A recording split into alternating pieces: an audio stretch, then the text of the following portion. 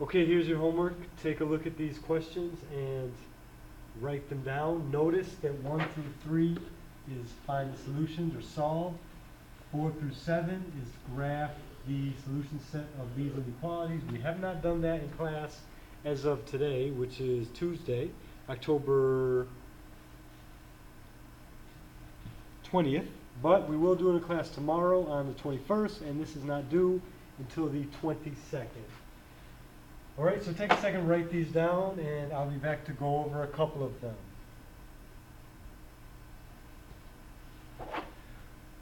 Okay, I'm going over number 1. If I look at this first one, if I take this first term, sometimes it's easier to look at it as 5y over 2. Anytime you have a fraction next to a variable, you can put the variable with the numerator. That might make it easier in the end. So negative 8 over 2y.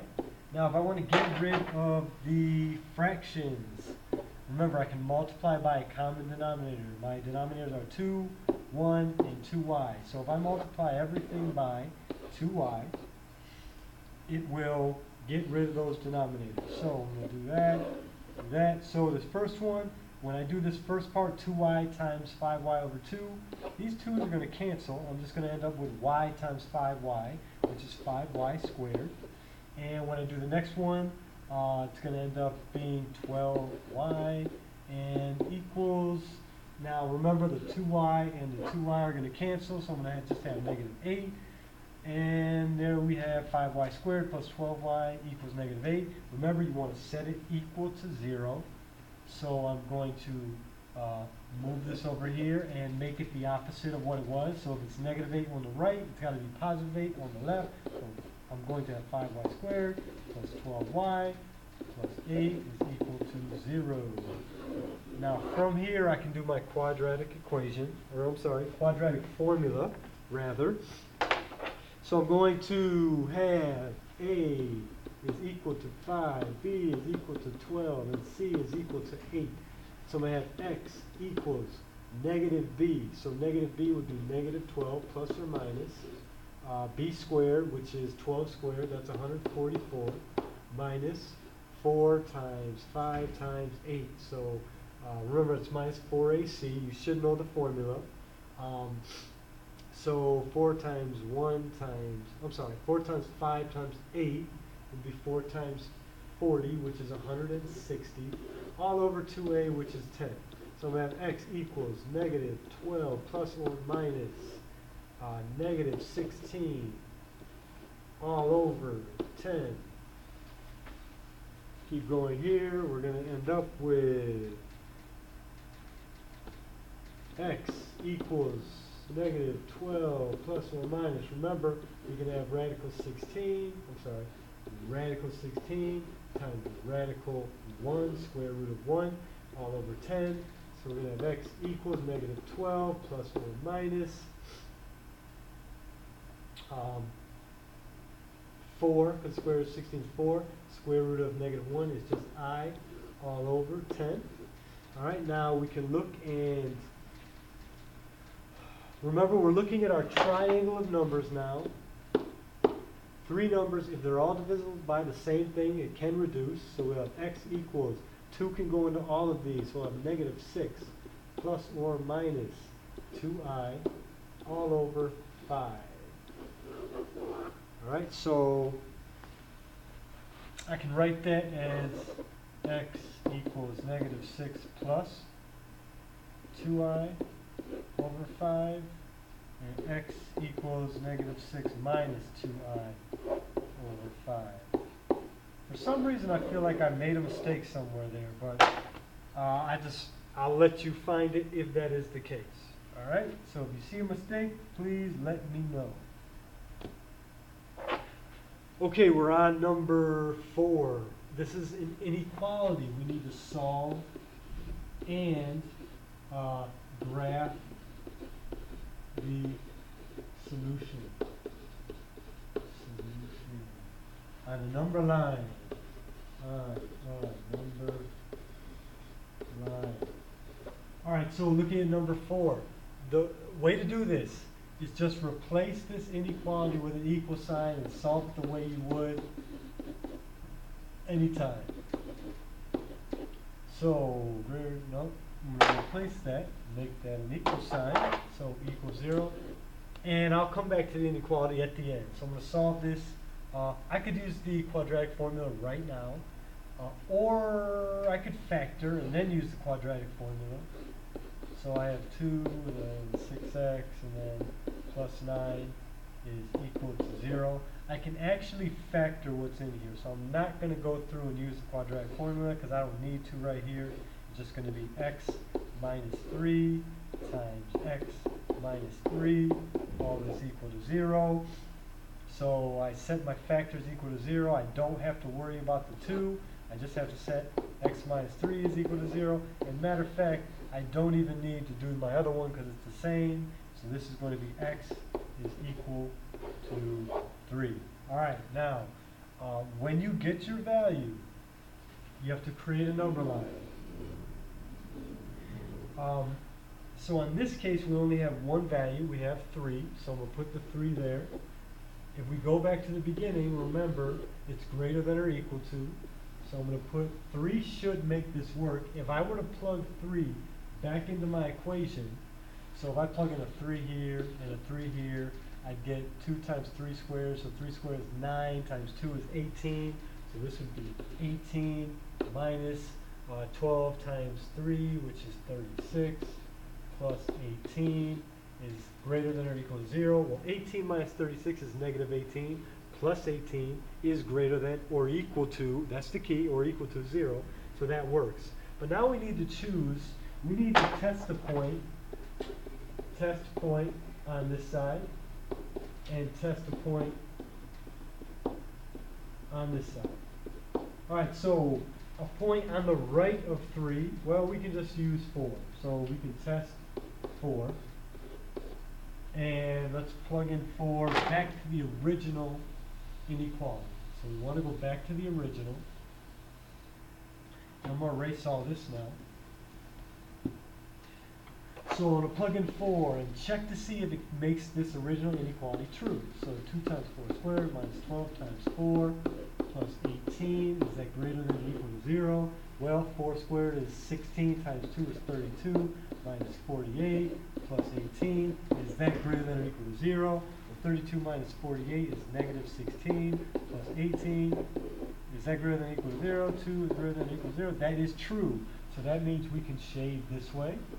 So that way, that means when I do that, when I tested the point, I'm sorry, I tested the other point. So that means this way. So we tested 4. That means every number you put that's on the right of 4 will make it true. All right?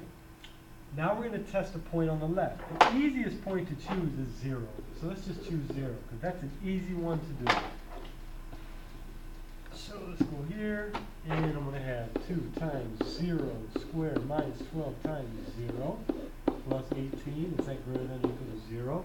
So I have 0 minus 0 plus 18. Is that greater than or equal to 0? 18 greater than or equal to 0. That means that this works this way too. That means that this particular problem, all real numbers are your solution, or is your solution. The set of all real numbers. All right? So any number you put in place of x in the original inequality will make this true. Okay, let's do number 6. Again, we have an inequality. We need to solve and graph on a number line. So we need to set this equal to 0. So I'm going to have 3x squared minus 7x plus 2 is greater than or equal to 0. Remember, solving inequalities, you want to make it equal to 0, solve the equation, and then come back to the inequality at the end. So I'm going to have 3x squared minus 7x plus 2 is equal. I'm just going to replace this for a second, solve it, then I'll come back to my original inequality. All right, so solving this, can this factor? Let's see, let me check to see if this can factor. We can use the quadratic formula. If you're more comfortable with that, go ahead and use it. I'm going to see if this can factor. Matter of fact, I'm not even going to see if it can factor. I'm just going to use the quadratic formula. So A equals 3, B equals negative 7, C equals 2. So I'm going to have x equals negative b, which is the opposite of negative 7, so it's 7 plus or minus b squared, which is negative 7 squared, so 49 minus 4ac. A is 3, so that's 4 times 2 times 3, or 3 times 2, all over 2a, which is 6. Alright, so I have x equals 7 plus or minus 49 minus 24, that's going to be 25, all over 6. So we're going to have x equals 7 plus or minus 5, all over 6. So we're going to have x equals 12 over 6, or x equals 2 over 6. So our values are x equals 2, or x equals 1/3. Alright, now we set up our number line. So we're going to set up a number line and put those two values. So our number line is going to be, so we have 2 and 1/3. So let's put 0, and then I'll put 1 here, 2 here, and my 1/3 is going to be about here. Is open circle or closed? Okay, closed circle because of that. So we're going to have 1/3. So I'll just do a closed circle here. And what's my other one? 2. Closed circle there. Now we've created 3 intervals. So we have first interval is from here over. We need to test this one. We need to test from 1/3 to 2, so this is our second interval. And then we need to test anything after 2. So we can test any point we want that's to the left of 1/3, which is over in this area over here. All right, so I'm going to test 0. So test 0. All right, I'm going to put it back into the original inequality. And let's go here. I'm going to erase all this now. All right, so I'm going to test 0. This is going to tell me if 0 works, that means all the points to the left of 1/3 also work. So 3 times 0 squared greater than or equal to 7 times 0 minus 2. So 0 is greater than 0 minus 2. So 0 is greater than negative 2. That is true. That means I can come here and I can shade this way. All right, now I need to test a point in between 1/3 and 2. So I'm going to test, I need to test 1. You can test any point, but you might as well test an easy one. So I'll test 1 instead of 1.5. So let's go back over to our original. I'm going to plug in 1. So 3 times 1 squared greater than or equal to 7 times 1 minus 2. So 3 is greater than or equal to 7 minus 2. 3 is greater than or equal to 5. No. That means the ones in between here in this area do not work. So they do not work. Now we will check anything to the right of 2. So I'll say, and anything to the right of 2, we can just try 3. 3 is a nice whole number, should be easy to check. So it's going to be 3 times 3 squared, and 7 times 3 minus 2. All right, so 3 squared is 9. 3 times 9 is 27, greater than 21. Minus 2 is 27, greater than or equal to 19. Yes, that means over here, we're going to have a graph, all right, like that. And interval notation, which I did not do on the last one. I'll go back and do that. But interval notation would be, so let's write this interval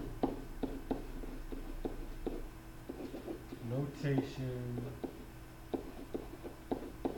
is going to be from negative infinity, and I need parentheses, all the way up to 1/3 with a close brackets because it's greater than or equal to, so I need close brackets. Union is a sign for union, that's also or. Union, everything from 2 to positive infinity, all right? And the 2 has the brackets and the infinity always has the parentheses. So that's interval notation, which I didn't actually say to do, but it's a good thing to know how to do. All right, so the number line is what I want, but interval notation also something you should know how to do. Okay, so if you see any mistakes or you have any questions, let me know.